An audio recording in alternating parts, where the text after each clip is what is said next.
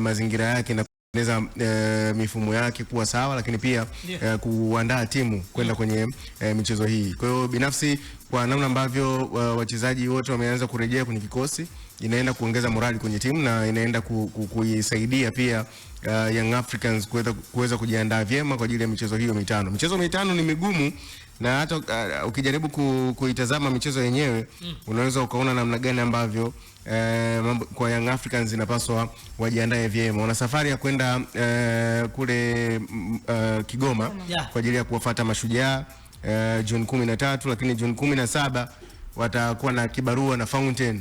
Si ndio? Baada ya hapo June 24 watarudi Dar es Salaam kwa ajili ya kukipiga na Azam FC.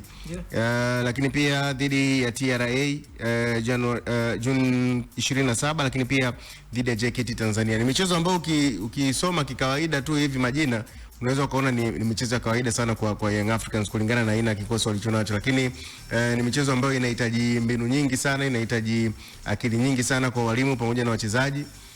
Lakini pia kujituma kwa 100% kwa wachezaji.